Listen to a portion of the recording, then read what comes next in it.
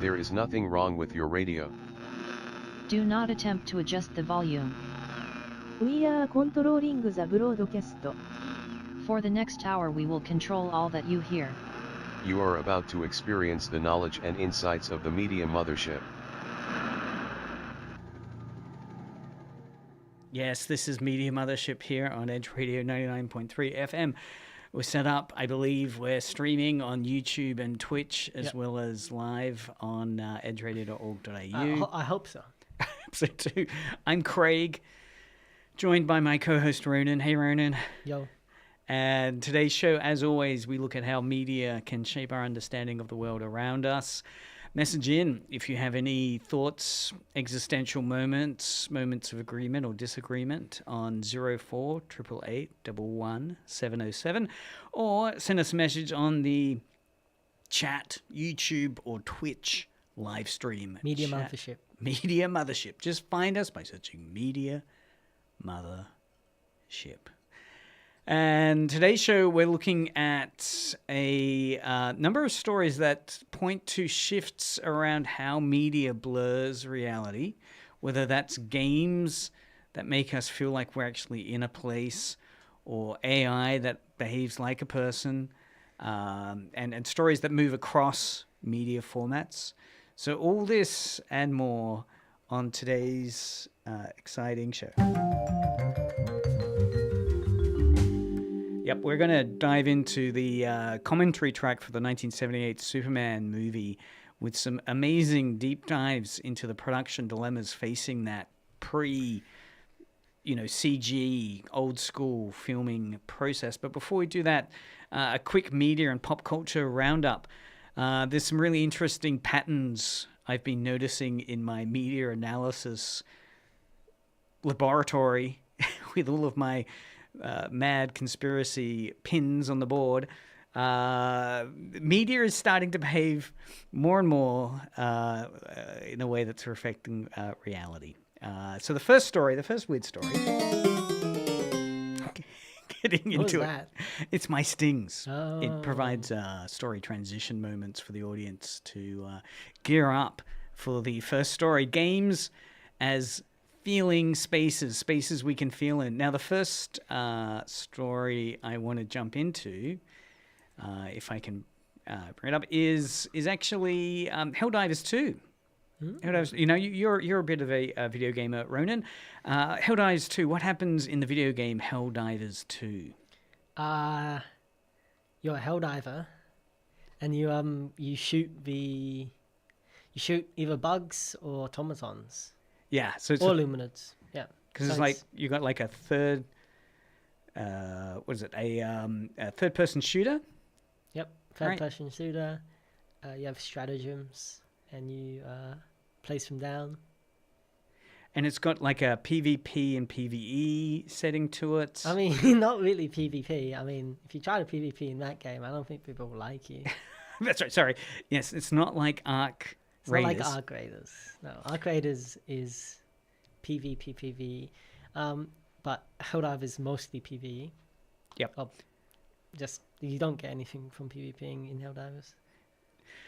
So the main interesting bit of news that I've come across from the website Rock, Paper, Shotgun is Helldivers 2 isn't a cozy game, but the tranquil forests and beefed up exosuits of its latest patch might convince you it is. So we've talked a little bit before in the past about cozy video gaming.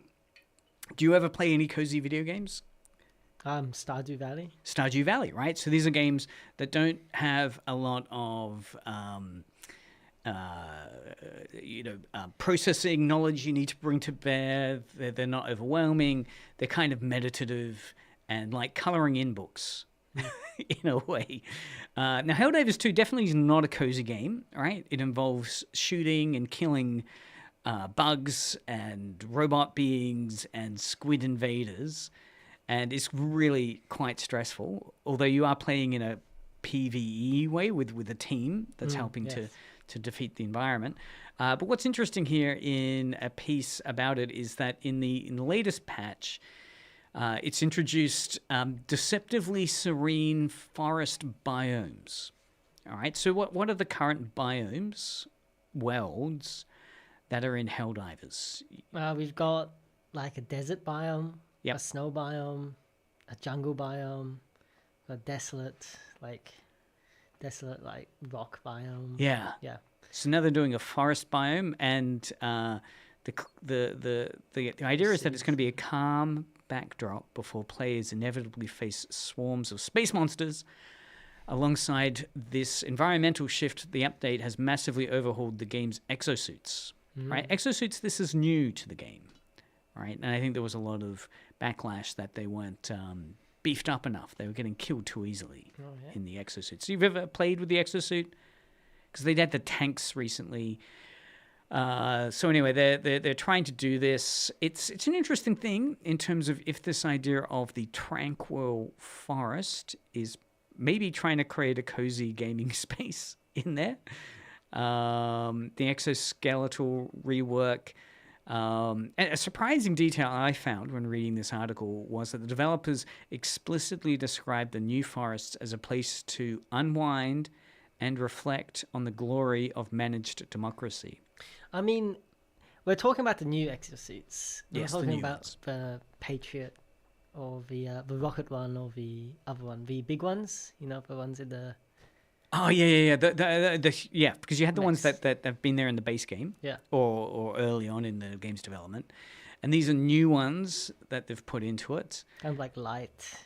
Yeah, and it's interesting. Of course, the other thing about Helldivers is that it is a kind of parody a la Starship Troopers around a fascist dictatorship that is masquerading the term managed democracy. So it has this wonderful kind of in-joke about the kind of fascist politics in this world. So it'd be interesting to see if that does create quite a jarring thing in terms of gaming with it. I don't know. What do you think, listeners? Do you think adding a peaceful biome to such a frantic shooter as Helldivers 2 is going to make the violence feel more impactful? You know, you're in this peaceful space and you're being violent. Or does it make you just want to find a quiet corner to hide in before the chaos starts? That's my personal approach in the game. I get carried to victory. Yeah. Next article. Yeah, those sounds. Maybe you should update those sounds a bit. I don't know, the new memes. Yeah, New maybe. meme sounds I can I use. feel like we should do some like UFO sounds. Ah, right. More thematic appropriate. Well, we'll dig into that. I'll send Ronan as my co-host. You can dig up some UFO sounds. I think so. Yeah, I mean it's funny. It's funny playing these sounds. Totally. Okay, story 2. AI acting like agents. This interesting article coming out of PC Gamer. Headlined, "Here we go again. AI deletes entire company database and all backups in 9 seconds, then cheerfully admits I violated every principle I was given. Dun dun. If you pay for car airbags and they don't deploy because they don't exist, is that your fault because you got in the accident?" is the subtitle there. So this article is talking about an AI coding agent that was running allegedly on this company's kind of infrastructure in best practice. All right, it was this kind of high tier AI software, and they'd gone through all the checks and balances. They'd prompted it. They'd had careful prompts throughout it, and what they'd found is that it deleted this company, Pocket OS's, entire production database and backups in just 9 seconds while trying to fix a minor error. So, of course, the AI came across a minor error in terms of some of the online purchasing that was happening, and it decided to nuke the website, to nuke their production database, to delete the entire thing, and they lost everything. And they... happy ending. They were able to go back to the cloud provider linked to the AI and were able to recover this older data. But that was after 48 hours of them scrambling to try to fix it. And it's unleashed a really fierce debate around AI safety guardrails, where various companies are spending a lot of money on this. It's fascinating to me that the culprit in this story isn't a hack. It's not a hacker getting into the system or a human error. It was a trusted AI agent, the AI agent being Cursor, running on Anthropic's Claude Opus 4.6, that autonomously decided to delete everything to solve a mismatched credential error. The company's saying it followed all the vendor advice, including top-tier models, explicit safety rules, and the most marketed AI tool available. Yet the AI still violated every principle it was given.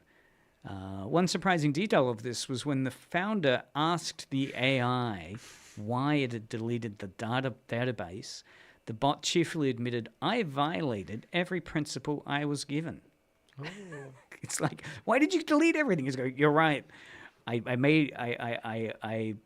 shouldn't have done that. I knew I shouldn't have done that. I know you'd prompted me not to delete things like this. Nevertheless, I did violate it." So it's like, it didn't have any hesitation. It's like it's saying, when you sometimes use ChatGPT, and then it just says, it's like you do something, it's like, "Oh, this is a poisonous mushroom." No, it's just like, I've seen memes about how it's like you take a photo of like a poisonous plant or something, and you give it ChatGPT, and it says, "Oh, it's good, it's tasty." Oh no! And then you eat it, and it's like, "Oh, that made me sick, ChatGPT," and it says, "Sorry, I'm sorry, that plant was actually poisonous." Yeah, that's right. And it's like, "ChatGPT, did you actually double check and verify the evidence?" "No, I didn't." "Sorry." "That's on me. You're totally right calling me out on that. I totally maliciously gave you the wrong information." Oh, great. Thank you.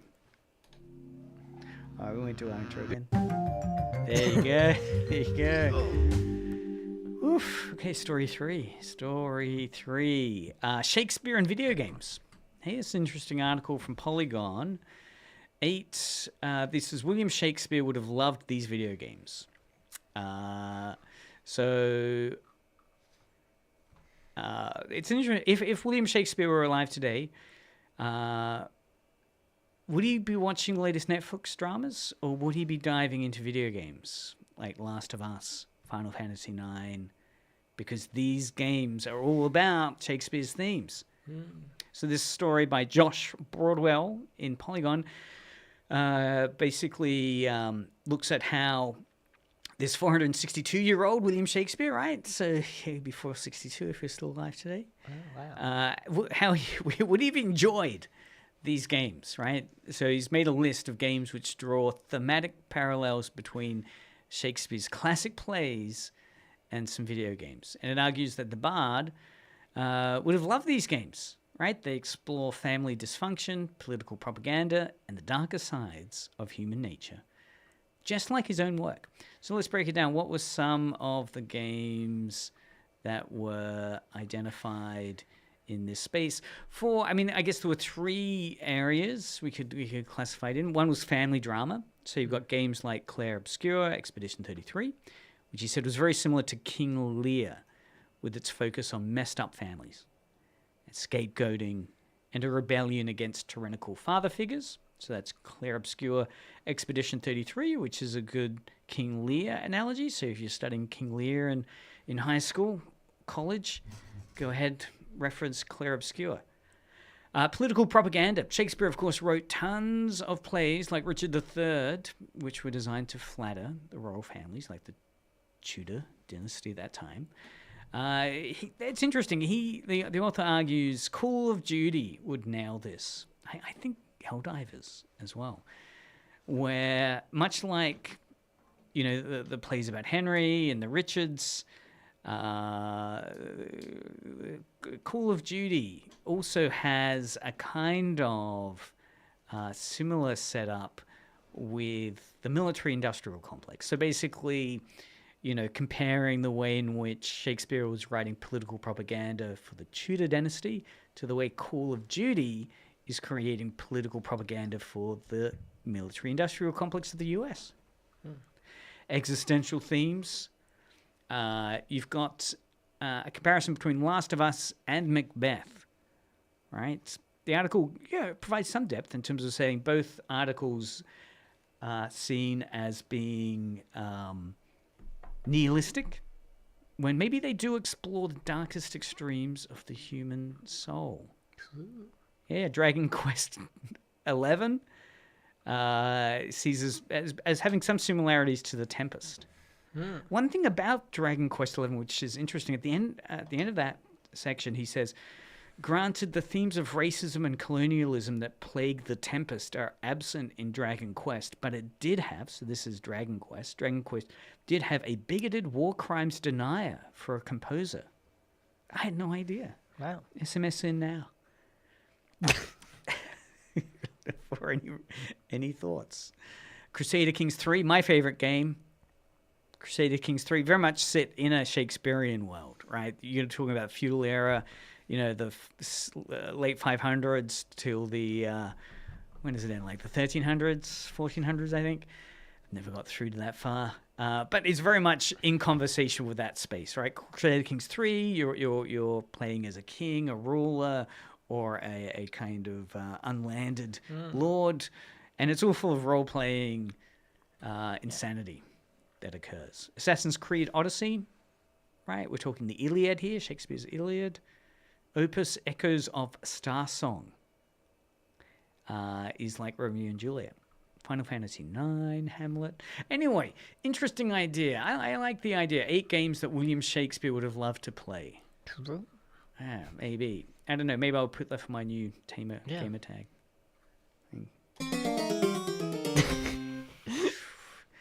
Bit old.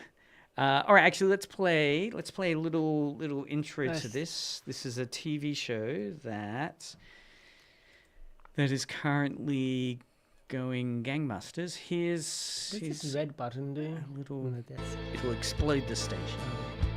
What is it? It'll explode. There's a red button in the studio. Don't press it. All right, so in the background, the music we can hear is from the series From, which I think is, many people have pointed online, it's a really, really bad name for a TV show. F-R-O-M, From. Yeah. In its early few seasons, it was just so difficult to find through Google search From, information about From TV, because of course From, it's such an innocuous word. Anyway, the news about From is, so this is from Games Radar, headlined, an under-the-radar horror show that's set to end after 5 seasons has just been rated as one of the best shows of the decade in Rotten Tomatoes. So this is really a problem where you've got shows hidden in these streaming services. This one, called From, is from MGM Plus streaming service.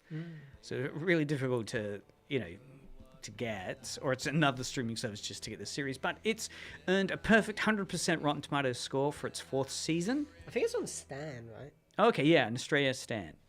And the previous seasons have all been above 90%. So it's a really... I've seen some episodes, and the premise basically is local town sheriff, Boyd Stevens, is leading all these unwilling residents who are trapped in this town that is kind of like a prison to fight off all these monsters. It's a very Stephen King-like environment. Yeah, I've seen some clips on YouTube Shorts. It's really cool. Yeah. It's shocking that a show, though, with such consistently high ratings, all above 90%, and a near-perfect Season 4 score, is still considered under the radar and is set to end after 5 seasons, rather than running much longer. It'll be interesting what the Breaking Bad fans think. Breaking Bad episode... 5 seasons is pretty... Still really good, yeah. I think it's still... And in fact... The Boys ran for 5 seasons. 5 seasons, yeah. So. What's Invincible at? I think it's a 4 season. It's interesting about the ratings, 100%, because, of course, we talked previously about how the Breaking Bad fans had been review bombing the Fallout series because it was rating really strongly, and up until that point, Ozymandias was the only perfect episode in I think it's Rotten Tomatoes. And so to keep that, they'd been review bombing other TV shows as they started to threaten the Breaking Bad episode's reign as the only perfect episode in TV history. And it unleashed a civil war of fandoms across the different fan communities. They were each review bombing each other. So Ozymandias is no longer 100%. It's now gone dipped down as revenge strikes were made by other fandoms, including Star Wars fans, The Boys, and other shows. It'd be interesting to see if From can survive this fan review bombing war that's out. Last little bit of news is, again, from Games Radar, Far Cry. The video game Far Cry showrunner believes games are built in a way that doesn't make for the best drama. So he's not adapting a specific game. So basically, Noah Hawley from Fargo and Legion TV fame is producing a Far Cry TV series. So Far Cry is a video game set in the contemporary world. You're a kind of mercenary guy. The series, but he's explicitly in interviews stated that he's not adapting any specific game from the Far Cry series and franchise. He argues that video games are structurally designed in a way that doesn't make for the best drama. Ooh. So he's creating an original story that dialogues with the brand themes instead. Yeah, it's interesting. I mean, given that Last of Us was considered to adhere quite strongly as an adaptation to the video game, so the TV series is seen to... I mean, there's been some major changes, but nevertheless, it's kept some of the narrative beats really closely. It's interesting here, Hawley saying that, look, it just doesn't work. Particularly, I guess, Far Cry is more open world. So saying the structural weaknesses of player agency and open-endedness just means it doesn't set up good dramatic source material. But the broader theme is. So, yeah, maybe. It'd be interesting. That's Far Cry. You ever played the Far Cry series? I don't... No. I have to get around to it. It's really good. Yeah, My friends have. Well, it might come across your streaming desk. Yeah. It is. Okay. There is nothing wrong with your radio. Yeah. All right, let's now dive into the discussion of Superman, 1978. So it was Superman's birthday a while back, like 2 weeks ago. So that got me watching the 1978 original Superman the movie.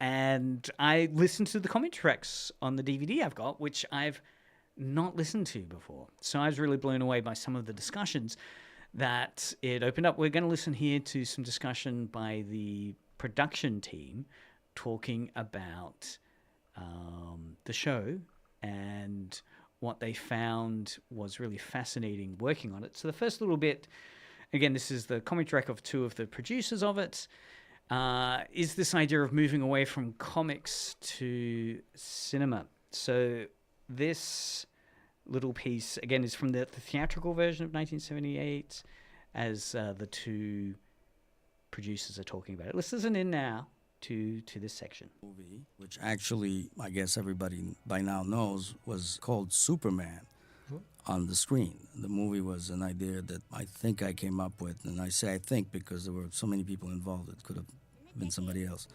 But it was to, make the difference between the comic book and the movie, the big movie. The comic book idea, again, was a combination, and frankly, you see, this is what happens when you have a lot of talented people, is that everybody comes up with stuff, and it's a collaboration, and I don't know who came up with the comic book idea. I know I came up with the black and white, that I do remember, to start in black and white, small screen, and then open to the big screen. That I do remember clearly. And the comic book, I don't know if it was in the script already or what, but the black and white definitely was based on that idea of suddenly, bingo, we go from the small format to the big stuff.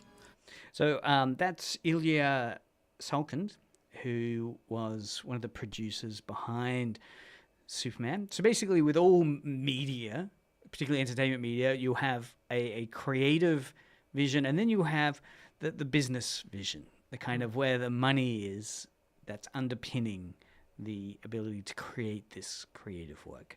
So Ilya Salkind is that money-making side of it. So it's interesting here talking about how the shift from leveraging comic books, because the thing about the 1978 Superman that's so important to remember is that this was one of the films, pretty much many people point to it as the film that helped break superhero comics into mainstream acceptance as cinema, and that cinema and movies can work from comic book sources. And what it was reacting to also was the 1960s Batman TV series, and the sense that it was camp, childish. And so this movie was played very much straight, but has this interesting shift he's talking about here at the start of the commentary, moving from this black and white imagery just to inform the, at this point, kind of superhero illiterate audience that, yes, this is a superhero story from comic books, but is being brought in to become an epic blockbuster widescreen movie. So let's listen here now to where it gets, I think, a little more interesting in terms of there's no money. If there's no money, there's no myth. And actually here, that's my father, and without him there would be no movie. There would have been no Superman movie. There would have been absolutely not the figment of a Superman movie, unless somebody else would have come up with it later, because he was able to finance the movie. I had the idea, but idea is great, but without money to make a film like this, it's just an idea. So I really pull my hat, and he used to wear hats actually. I pull my hat to, in great gratitude, and even more so I dedicate everything that is linked to Superman to him and all the other films we did, obviously. Hello, I'm Pierre. Just before we get into Pierre Spengler's idea as another production talent, I love that line he makes, Ilya Salkind, about without money, it's just an idea. And it's really a blunt, but I think really accurate idea of how modern blockbusters are built. They're built from money, a lot of money, a huge amount of money. This movie, of course, had Marlon Brando. I think he came away with millions of dollars from this, right? He had, I don't know, like 10 minutes, 5 minutes of screen time, like tiny amount. But nevertheless, Marlon Brando, one of the legendary cinematic figures, actors in cinema, to skewer those names like Marlon Brando, Gene Hackman, helped greenlight Superman back in 78. But all that was underpinned by throwing a lot of money at these actors, and also through that huge amount of money, making it defined as a blockbuster, that it was literally going to have people lining up around various blocks. It was going to bust those blocks, which is a literal phrase around people lining up so much for an anticipated movie that they'll be lined up around blocks. So it's not, again, what's interesting here is they're defining Superman not just as a creatively interesting movie to watch, but a movie to understand how important money is to make movies. Particularly where so many people were convinced this couldn't work. Superman wouldn't work as a movie. Warner Brothers, that holds the property, Warner Brothers, which owned DC Comics at that stage, Warner Brothers also just weren't convinced that this project would work. So again, having to bring in an enormous amount of money to be able to drive through that idea that no, we can get successful sales through this. Have you, Renan, have you seen any of the Superman movies, the new or old ones? I've watched some new ones, but I haven't watched. I've got to watch the old ones. Yeah. Well, and I'll be rabbiting on in your ear, talking to you about each part of this. So the next little segment is this idea of the blockbuster moment. Here's a little setup around the idea of the significance of Superman as a blockbuster. We can go to the Virgin Mary. I mean, there are a lot of things here that are, I'm going to use this simple thing again. It's not bigger than life. They're just a universe of life that touches everybody. And I want to point out again that I didn't know about Star Wars, and neither did anybody with us. George Lucas certainly didn't know about Superman, and he started way before. Now, he was also touching something pretty incredible with the Force. And the good force, the bad force, may the force be with you. And then Steven Spielberg was also, with Close Encounter, bringing aliens that were good. And Superman is an alien, right? Which I want to remind because people forget that. And even more interestingly enough, there was another film that was done I think 2 years or 3 years before, which was The Exorcist, which was exactly the total opposite of Close Encounters, Aliens, the Star Wars, wonderful, Luke Skywalker, and Superman. And so it's kind of interesting. It's almost like there was that film, which was an enormous success, and then there were these 3 films that were really very similar, except they were all different. But they did create something perhaps new. And I wouldn't say it was new since ever.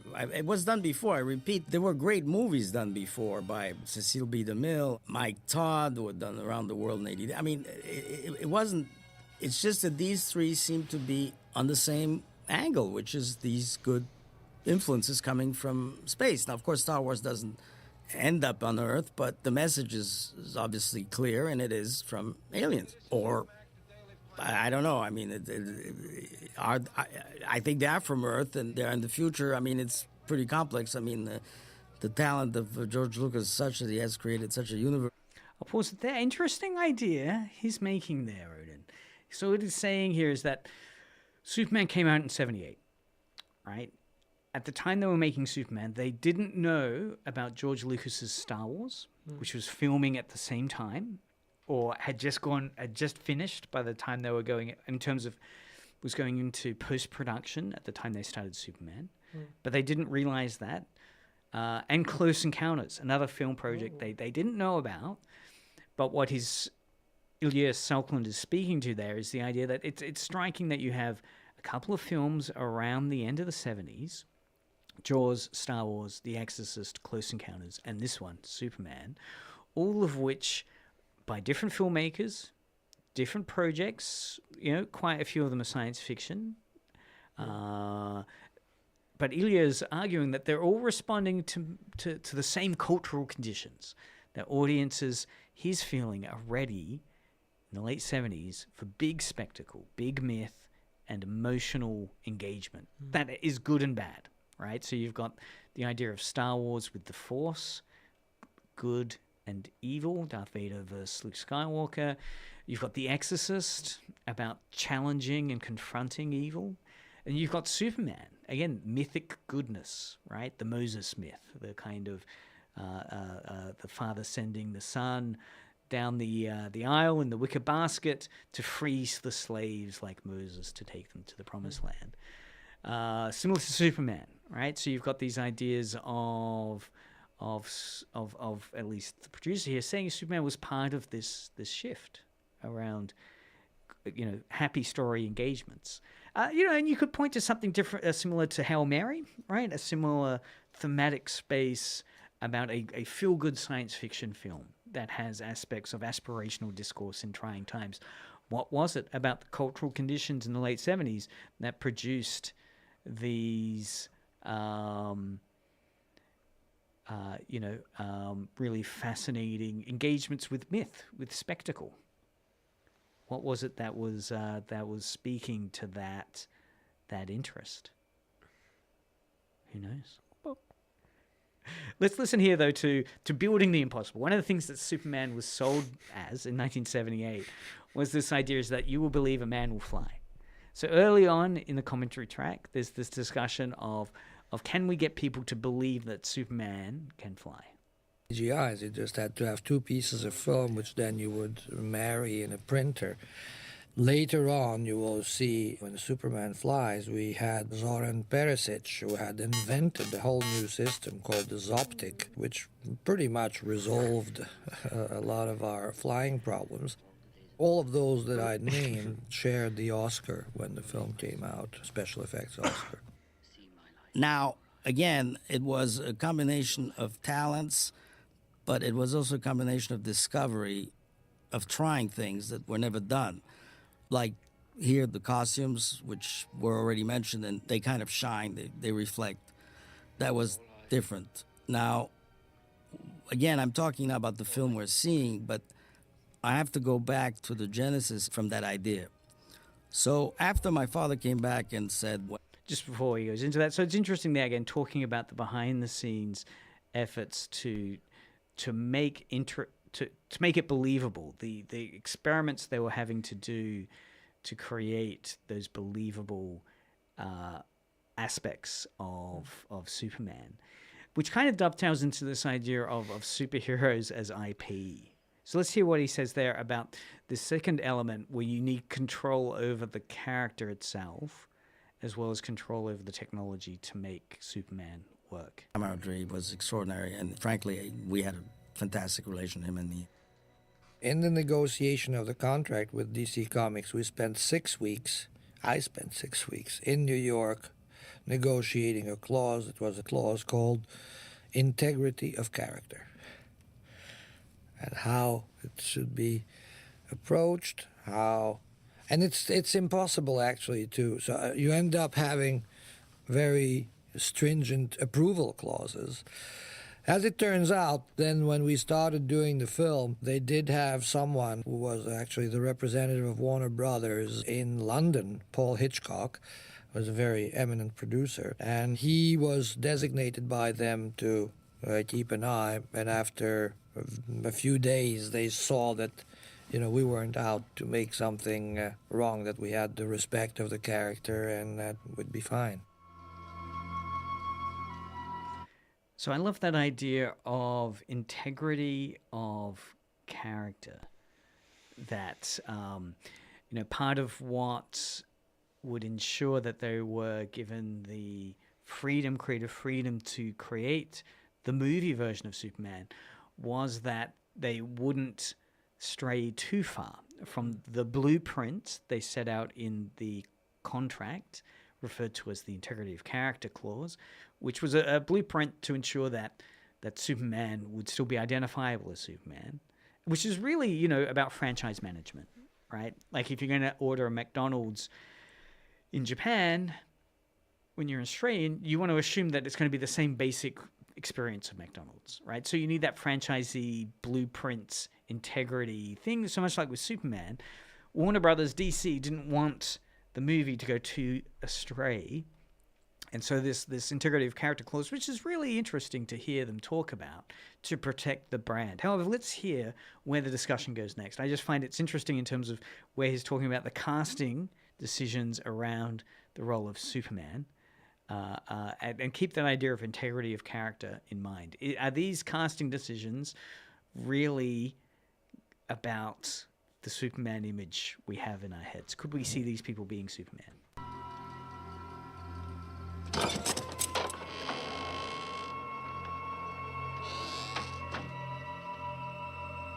So we're back to the NPP DC Comics situation, where I had made a list, which was actually, it must be somewhere, I don't know where, but that was absolutely hilarious, because they had approved people like Cassius Clay then. They had approved Al Pacino, they had approved Dustin Hoffman, and they had approved them. I mean, they could play Superman. It's tell you how complex this was, because on one side they were extraordinarily protective, and at the same side, or on the other side, they weren't so aware, perhaps, of realities, because as much as Dustin Hoffman is a fantastic actor, I don't think he would have been a great Superman. I don't know. Perhaps he would have pulled it. I know we wanted him for Lex Luthor, and I'll come to that later. But the fact is that it was a very strange list, and it was who was Superman. And of course, they had approval on everything else, every casting, every set, every costume, everything concerning the movie. And I must say, since the beginning, once we solved the contract problems and agreed, I had my father, I convinced him to call Bill Sarnoff, who was then the head of publishing at Warner's, because we were on these roadblocks, and Pierre was in New York, and it wasn't moving, and there were some business affairs, and I repeat, this very nice guy who turned out to be a pretty difficult guy, but was defending, his company, and it was definitely a very nice guy, except that we couldn't move on, and it was literally stuck. So, well, I mean, that's a bombshell for me. That on one hand, you had the show producers, the show talent, creating Superman the movie, 1978, signing off on the integrity of character clause. But then as Ilya Salkind is referring to there, being completely flummoxed by the DC comic book holders with their list of approved actors to play Superman. So this was DC Comics, had provided the producers of the Superman 1978 film, as they were looking around for talent to attach to the film, who was going to play Superman. DC Comics had approved Muhammad Ali, the boxer, Al Pacino, Dustin Hoffman as being able to play Superman. And again, his the complete kind of incredulity of Salkind here is just saying, these are great names. Yeah, these are names that would be great to attach to a project to get it green lit, but it's unusable, right? Dustin Hoffman, Al Pacino, could you imagine them as Superman? So at one hand, you've got this discussion about the importance of protecting the brand through the integrity of character clause, but then you seem not to have a partner in DC Comics that fully understands what this brand should look like on the screen. If they're thinking Al Pacino, Dustin Hoffman, or Muhammad Ali will be great talent for the Superman role. It seems absurd. But we'll leave it there on that bombshell. We'll pick up some further discussions around the commentary track from the 1978 Superman movie. It's always worth checking those out. You can discover and come across some fascinating details, such as, Al Pacino or Dustin Hoffman were considered as Superman in 1978. Keep listening now. We'll play some great groovy tunes from Edge Radio. So sit back, enjoy. This has been Media Mothership for another week. You can listen in to previous episodes on Media Mothership's YouTube page or at edgeradio.org.au. Give that a go. And previous episodes are up there at Edge Radio. Thanks again also for Ava. Great show previously with Clarkett. Keep listening to some of the great shows we got on Thursday and other days on Edge Radio. This has been Craig Norris at Media Mothership for another week. See you next week. Edge Radio recommended. edgeradio.org.au